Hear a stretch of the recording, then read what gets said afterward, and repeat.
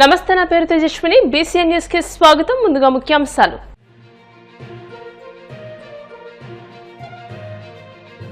కాకినాడ జిల్లాలో కల్లుగీత కార్మికుడి ఇంటికి వెళ్లి కష్టాలు తెలుసుకున్న సీఎం చంద్రబాబు కుటుంబానికి పక్కా ఇల్లు నిర్మించాలని అధికారులకు ఆదేశం.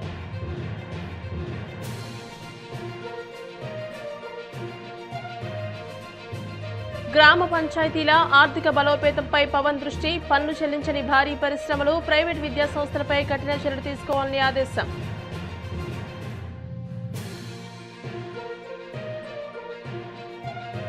ప్రభుత్వం ఇప్పటికైనా డీఎస్సీ అక్రమాలపై స్పందించి సీబీఐ లేదా హైకోర్టు సిట్టింగ్ జడ్జితో విచారణ చేయించాలి. వైసీపీ విశాఖ జిల్లా అధ్యక్షులు కేకే రాజు డిమాండ్.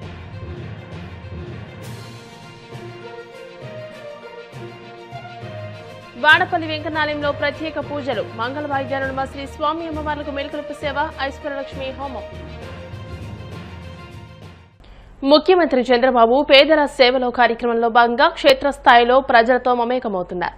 కాకినాడ జిల్లా తుని నియోజకవర్గంలోని చామవరం గ్రామంలో పర్యటించిన ఆయన కల్లుగీత కార్మికుడు పోలరపు సింహాచలం ఇంటికి స్వయంగా వెళ్లారు. ఆయనకు రావాల్సిన పింఛనును చేతికందించారు. ఈ సందర్భంగా సింహాచలం కుటుంబ సభ్యులతో మాట్లాడిన సీఎం వారి జీవన విధానం గురించి ఆరా తీశారు. అత్యంత శ్రమతో కూడిన కల్లుగీత వృత్తిలోని కష్టనష్టాలు, ఆదాయం వంటి వివరాలను అడిగి తెలుసుకున్నారు. ఈ క్రమంలో తమకు సొంత ఇల్లు లేదని సింహాచలం ముఖ్యమంత్రి దృష్టికి తీసుకురాగా ఆయన తక్షణమే స్పందించారు. ఆ కుటుంబానికి పక్కా ఇల్లు నిర్మించేవారిని అక్కడే ఉన్న అధికారులను ఆదేశించారు. అనంతరం తాటి చెట్టు నుండి కళ్ళు తీసే విధానాన్ని ఆసక్తిగా పరిశీలించారు. గీత కార్మికులు అప్పుడే తీసిన తాజా తాటి కళ్ళును రుచి చూశారు. ఇలువ ఎక్కువ ఉంది సార్, కేజీ 300.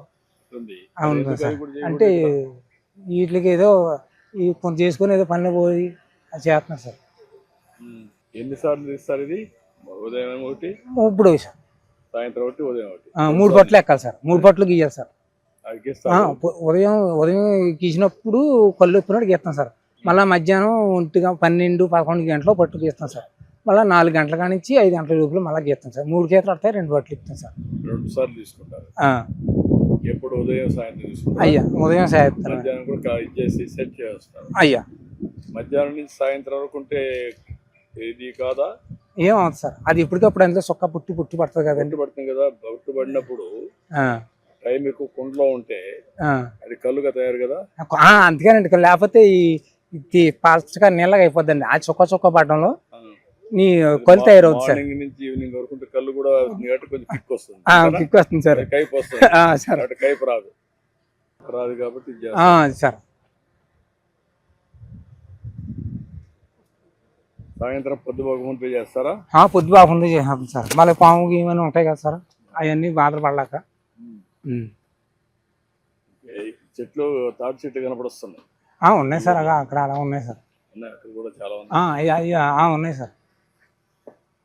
ఈ ప్రైవేట్ భూముల్లో ఉన్నాయా? రైతు భూముల్లో ఉన్నాయండి, ప్రైవేట్ భూముల్లో ఉన్నాయి, చెరుగొట్లు ఉన్నాయి. చెరువు పక్కన. మీరు ఎక్కడ చేస్తున్నారు ఇప్పుడు? నేను మీ గొర్రెలు నేను చేస్తున్నాను సార్. ఇలా గొర్రెలు ఉన్నాయి అలా అక్కడ చెట్టు అక్కడ మీరు చేసుకుంటే ఏం పట్టించుకోరా? పట్టించుకోరు సార్. అడగరా? డబ్బులు అడగరా? అడుగుతారండి కొంతమంది. ఎలాగిస్తామంటే ఇలాగిస్తాం, 150 ఇలాగిస్తుంటాం సార్. లేకపోతే కొంతమంది పోనీ కట్టపడి గీస్తున్నారండి. మీరు వచ్చిన తర్వాత ఫస్ట్ గుంట కిస్తీ కట్ చేశారు సార్. అవును, అదే లేదు సార్, మీరు చేశారు. కిస్తులు పెట్టడం అవన్నీ పెట్టి లేనిపోయిన బాధలు పెట్టారు అన్ని.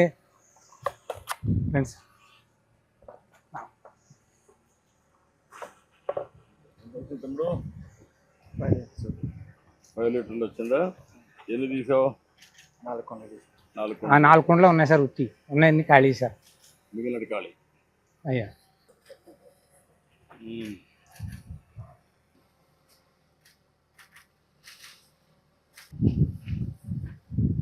కొంచెం కన్వర్ట్ అయింది. అయ్యా, కైపు ఎక్కడానికి ఎండ కాదండి, ఎండలో కొద్దిగా మారింది. అయ్యా, గ్రామ పంచాయతీల ఆర్థిక బలోపేతం, క్షేత్రస్థాయిలో పన్నుల వసూళ్లను వేగవంతం చేయడంపై ఉప ముఖ్యమంత్రి పవన్ కళ్యాణ్ ప్రత్యేక దృష్టి సారించారు. పంచాయతీలకు చెల్లించాల్సిన పన్నులను ఎగవేస్తున్న భారీ పరిశ్రమలు, ప్రైవేటు విద్యాసంస్థలపై కఠిన చర్యలు తీసుకోవాలని ఆయన అధికారులను ఆదేశించారు. పంచాయతీరాజ్, గ్రామీణాభివృద్ది శాఖల ఉన్నతాధికారులతో నిర్వహించిన ఉన్నత స్థాయి సమీక్షా సమావేశంలో పవన్ కళ్యాణ్ పాల్గొన్నారు. ఈ సందర్భంగా ఈ రంగాల నుండి పేరుకుపోయిన పన్ను బకాయిలపై ఆయన తీవ్ర ఆందోళన వ్యక్తం చేశారు. సామాన్య పౌరులు తమ పన్నులను క్రమబద్దంగా చెల్లిస్తున్నప్పుడు పెద్ద పెద్ద పరిశ్రమలు, కార్పొరేట్ స్కూళ్లు, కాలేజీలు తమ బాధ్యతలను ఎందుకు విస్మరిస్తున్నాయని ఆయన సూటిగా ప్రశ్నించారు. పన్నుల రికవరీ ప్రక్రియలో ఎలాంటి అలసత్వాన్ని సహించేది లేదని ఉప ముఖ్యమంత్రి అధికారులకు స్పష్టం చేశారు. డిఎస్సీలో ఏ విభాగంలో చూసినా అడుగడుగున అక్రమాలే కనిపిస్తున్నాయని, వీటిపై తాము ఆధారాలతో ప్రశ్నిస్తున్న ప్రభుత్వం స్పందించడం లేదని, దీనికి నిరసనగా కలెక్టరేట్ల ముందు నిరసన తెలియజేశామని వైసీపీ విశాఖ జిల్లా అధ్యక్షుడు కేకే రాజు, పార్టీ యువజన విభాగం అధ్యక్షుడు మాజీ ఎమ్మెల్యే జకంపూడి రాజా వెల్లడించారు. విశాఖ కలెక్టరేట్ వద్ద నిరసనలు తెలిపి అధికారులకు వినతి పత్రాన్ని సమర్పించాక కేకే రాజు, జకంపూడి రాజా సిటీ కార్యాలయంలో జరిగిన ప్రెస్ మీట్ లో మాట్లాడారు. ప్రభుత్వం ఇప్పటికైనా డిఎస్సీ అక్రమాలపై స్పందించి విద్యాశాఖ మంత్రి లోకేష్ ను కేబినెట్ నుండి తప్పించాలని, సిబిఐ లేదా హైకోర్టు సిట్టింగ్ జడ్జితో విచారణ చేయించాలని వారు డిమాండ్ చేశారు. మార్చిన ఈ కూటమి ప్రభుత్వంపై డిఎస్సిలో నష్టపోయిన, అన్యాయానికి గురైన అభ్యర్థుల తరపున ఈరోజు వినతి పత్రాలు సమర్పించి వారి తరపున వైఎస్ఆర్ కాంగ్రెస్ పార్టీ యువజన విభాగం పోరాటానికి సిద్ధమైంది. ముఖ్యంగా ఈరోజు చంద్రబాబు నాయుడు గారు కానీ, లోకేష్ కానీ ఎన్నికలకు ముందు కరోనా లాంటి మహా విపత్కర పరిస్థితుల్లో కూడా జగన్మోహన్ రెడ్డి గారి విద్యారంగంలో కానీ, ఉపాధి రంగంలో కానీ, పారిశ్రామిక రంగంలో కానీ ఈ రాష్ట్రాన్ని ఈ దేశంలోని అగ్రగామిగా నిలబెట్టాలనే ఉద్దేశంతో ఆయన చేసిన కృషి మనందరికీ కూడా తెలిసిందే. జగన్మోహన్ రెడ్డి గారు 2019 మే 30వ తారీఖున ముఖ్యమంత్రిగా ప్రమాణ స్వీకారం చేసిన రోజు నుంచి 2019 అక్టోబర్ 2వ తారీఖు 6 నెలల కాలంలోనే డాక్టర్ బాపూజీ మహాత్మా గాంధీ పుట్టినరోజు నాడు సచివాలయ వ్యవస్థని, వాలంటరీ వ్యవస్థని తీసుకొచ్చి గతంలో ఈ రాష్ట్ర చరిత్రలో ఎప్పుడూ కూడా జరిగినటువంటి విధంగా పారదర్శకంగా, నిజాయితీగా, నిష్పక్షపాతంగా, అర్హతనే ప్రమాణకంగా తీసుకుని ముఖ్యమంత్రిగా ప్రమాణ స్వీకారం చేసిన 6 నెలల్లోనే 130,000 మందికి గ్రాడ్యుయేట్స్కి ఉద్యోగాలు కల్పించిన ఘనత జగన్మోహన్ రెడ్డి గారిది. అదేవిధంగా స్వయం సేవకులుగా ప్రభుత్వ పథకాలని ప్రజలు చేరవేయడం కోసం సుమారు 2.5 లక్షల మంది వాలంటీర్లకు అవకాశం కల్పించడం జరిగింది.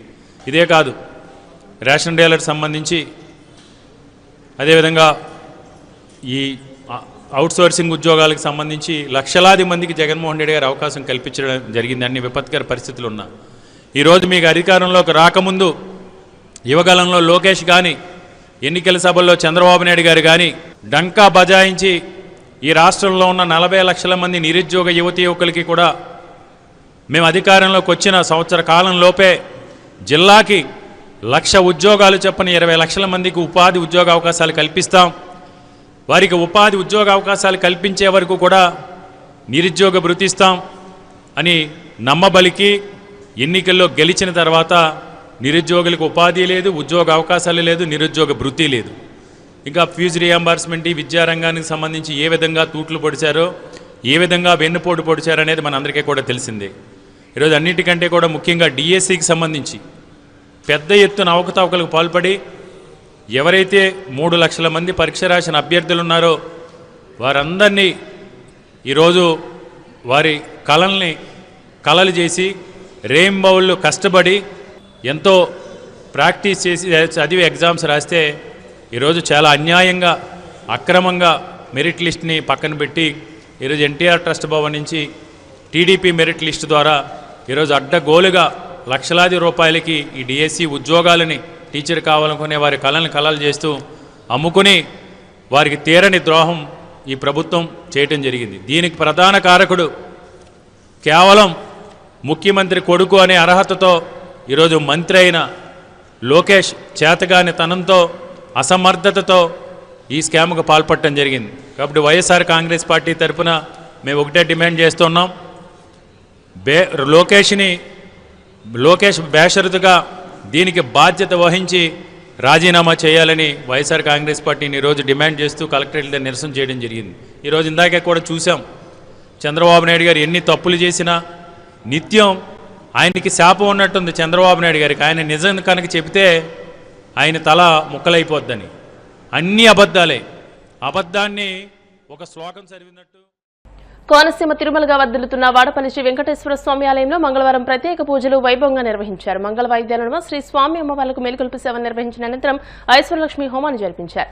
అర్చకులు శ్రీ స్వామి అమ్మవార్ల వసంత మండపంలో అష్టోత్తర పూజలు నిర్వహించగా ప్రత్యేక అలంకరణలో ఉన్న స్వామిని దర్శించుకుని భక్తులు తరించిపోయారు.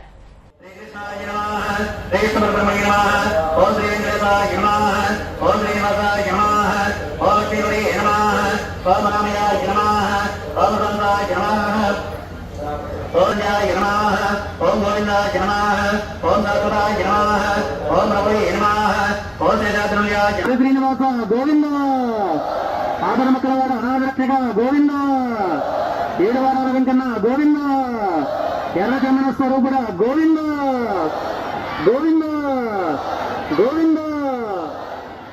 రాష్ట్ర ప్రభుత్వం అమలు చేస్తున్న ఎన్టీఆర్ భరోసా పెన్షన్ పథకం కింద లబ్దిదారులకు రాజ్యసభ సభ్యులు టీడీపీ జాతీయ ఉపాధ్యక్షులు సానా సతీష్ బాబు సోమవారం పెన్షన్లు పంపిణీ చేశారు. కాకినాడ నగరపాలక సంస్థ 1వ డివిజన్ రమణయ్యపేటలో లబ్దిదారుల ఇళ్లకు వెళ్లి పెన్షన్లు అందజేసి వారి యోగక్షేమాలను అడిగి తెలుసుకున్నారు. ఈ సందర్భంగా ఎంపీ సతీష్ బాబు మాట్లాడుతూ ముఖ్యమంత్రి చంద్రబాబు నాయకత్వంలో ప్రభుత్వం సామాజిక భద్రతకు అత్యంత ప్రాధాన్యతనిస్తూ ఎన్టీఆర్ భరోసా పెన్షన్లను పారదర్శకంగా అందిస్తోందని అన్నారు. అర్హులైన ప్రతి ఒక్కరికి సంక్షేమ పథకాలు ప్రయోజనాలు చేకూరేలాగా ప్రభుత్వం కట్టుబడి పనిచేస్తుందని తెలియజేశారు. ఈ కార్యక్రమంలో ఎమ్మెల్సీలు పేరాబత్తుల రాజశేఖరం, కర్రి పద్మశ్రీ, మాజీ ఎమ్మెల్యే పిల్లి అనంతలక్ష్మి సత్యనారాయణమూర్తి దంపతులు, డాక్టర్ చప్పిడి వెంకటేశ్వరరావు, పెంకే శ్రీనివాస్ బాబా, నులుకుర్తి వెంకటేశ్వరరావు, మేక లక్ష్మణమూర్తి, వివై దాసు, మాజీ కార్పొరేటర్ లోవబాబు, శైలజ తదితరులు పాల్గొన్నారు. అంబేద్కర్ కోనసీమ జిల్లా అమలాపురంలో ఎమ్మెల్యే ఐతాబత్తుల ఆనందరావు ఆధ్వర్యంలో పండుగ వాతావరణంలో ఎన్టీఆర్ భరోసా పెన్షన్లు పంపిణీ చేశారు. పట్నంలోని పలు వార్డుల్లో లబ్దిదారుల ఇంటింటికి ఎమ్మెల్యే వెళ్లి పెన్షన్లు పంపిణీ చేసి వారి యోగక్షేమాలు అడిగి తెలుసుకున్నారు. రాబోయే రోజుల్లో అమలాపురం పట్టణంలో మరిన్ని సదుపాయాలు కల్పించి కూటమి ప్రభుత్వంలో అభివృద్ధి అంటే ఏంటో చేసి చూపిస్తామని అన్నారు. ఈరోజు అమలాపురం మున్సిపాలిటీలో దళిత వార్డులన్నీ కూడా ఇవాళ సందర్శిస్తున్నాను. దేనికో అంటే నిన్న మంత్రి గారు వచ్చారు, మున్సిపల్ మంత్రి గారు నారాయణ గారిని నిన్న దళిత వార్డుల్లో ఉన్న సమస్యలు పరిష్కారం చేయమని కోరాము. ఎస్సీ సప్లైన్లో కొన్ని నిధులు ఇస్తారని చెప్పారు. దాంట్లో భాగంగా ఎక్కడెక్కడ ఏ సమస్యలను చూడటానికి ఈవేళ తిరుగుతున్నాను. ఇప్పటికీ 7వ 6వ ప్రాంతం ఇది. ఉదయం నుంచి ఇంకా తిరగాల్సిన ప్రాంతాలు ఉన్నాయి. ఎక్కడికి వెళ్ళినా ఒకటే ఇబ్బంది కనపడుతుంది. ఎక్కువ మంచినీరు సమస్య, డ్రైనేజీ సమస్య కనపడుతుంది. అమలాపురం మున్సిపాలిటీలో 30 వార్డులకి సమృద్ధిగా నీరు ఇవ్వాలంటే రోజుకి 1 కోటి లీటర్ల నీరు శుద్ధి చేయాలి. 1 కోటి లీటర్ల నీరు శుద్ధి చేసి సంపులో భద్రపరిచి పవర్ హెడ్ ట్యాంకులుగా పంపించాలి. కానీ 40 లక్షల లీటర్లు మాత్రమే రోజుకి శుద్ధి అవుతుంది. ఇంకా 60 లక్షల లీటర్లు కొరత ఉంది. దీన్ని మంత్రి గారి దృష్టికి మేము తీసుకెళ్ళాము.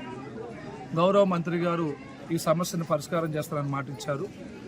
దాంట్లో భాగంగా నిన్న కాక మొన్న సుమారు 11 కోట్లు అమలాపురం మున్సిపాలిటీ కేటాయించారు.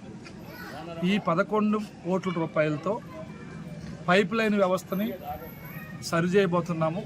లేని ప్రాంతాలు కొత్తగా వేయబోతున్నాము.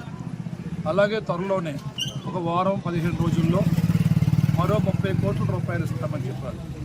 ఆ 30 కోట్ల రూపాయలతో ఇంకో 60 లక్షలు అంటే 90 లక్షల లీటర్లకి శుద్ధి చేసే యూనిట్ని, అలాగే నిల్వ ఉంచే సంపును కూడా నిర్మాణం చేయబోతున్నాం. గత 5 ఏళ్ల వైసీపీ గవర్నమెంట్లో ఇప్పుడు మేము మాట్లాడే సమస్యలన్నిటిని వాళ్ళు మరుగున పడేశారు.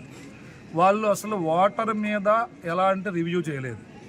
రివ్యూ చేయకపోవటమే కాకుండా అసలు రోజుకి ఎన్ని లీటర్లు కావాలి, ఆ శుద్ధి కెపాసిటీ ఎంత ఉంది, స్టోరేజ్ కెపాసిటీ ఎంత ఉంది, పైప్ లైన్ సిస్టమ్ ఏంటి, ఇవన్నీ ఏమి పట్టించుకోలేదు. కానీ ఈరోజు బాధ్యత గల కూటమి గవర్నమెంట్లో బాధ్యత గల ముఖ్యమంత్రి చంద్రబాబు నాయుడు గారి ఆదేశాలతో శాసనసభ్యుడిగా నేను దళిత కోటలన్నీ తిరిగి ప్రతి ఎల్లునిగాడెల్లా సప్లాన్ నుంచి కనీసం 5 లక్షల నుంచి 10 లక్షలు నిధులు ఇస్తూ పైప్ లైన్ సమస్యని, మంచినీరు సమస్యల పరిష్కారానికి ఇవాళ నిర్ణయం తీసుకుంటున్నాము. అలాగే డ్రైనేజీని కూడా డీసిల్టింగ్ అన్ని ఏరియాలు చేయమని చెప్పాను. అలానే మరొక విషయం కూడా ఏంటంటే ఈరోజు నేను ఎక్కడికి వెళ్ళి ఒకటి చూశాను, 30 వార్డుల్లో కొన్ని వార్డుల్లో